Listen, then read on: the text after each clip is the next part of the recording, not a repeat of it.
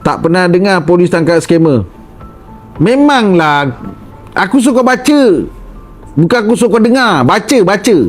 Memang dia macam gini Pantai Dermaga. Saya pun tak salahkan awak.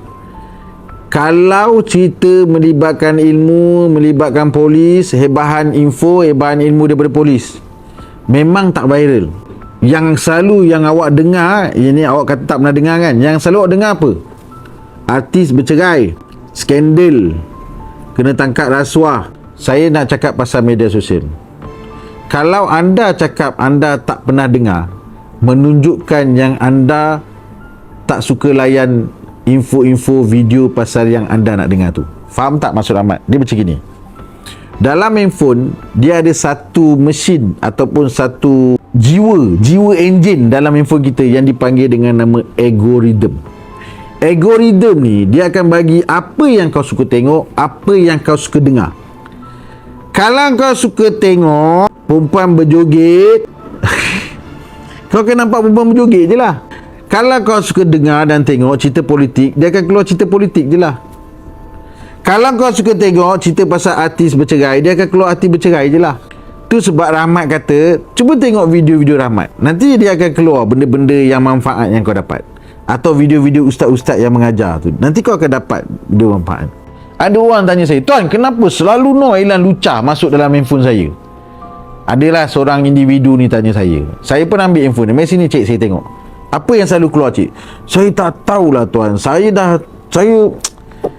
selalu tuan cik, dia punya risau Iklan Lucah tu keluar. Kita pun ambil lah handphone dia tengok. Patutlah dia pun suka tengok.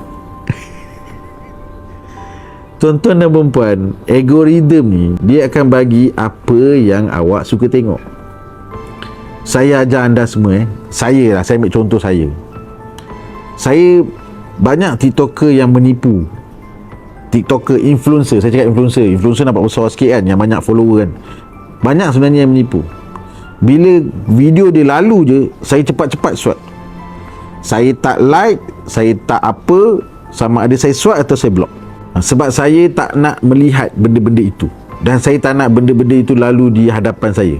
Saya tak nak ada aura negatif. Saya tak nak mendatangkan dosa. Jadi kalau apa-apa yang saya tak suka tengok, saya swipe je laju-laju. Ataupun saya block. Anda jangan pangkah. Anda jangan like, jangan komen. Sebab apa? Benda-benda yang tak bagus ni, bila anda pangkah, anda tak tengok kan, anda pangkah kan, ataupun anda komen benda lah kau ni, kan selalu kan orang macam tu kan, selalu komen kan, kau ni bila lah nak sedar diri. Contoh, kau ni nak sekolahkan dia.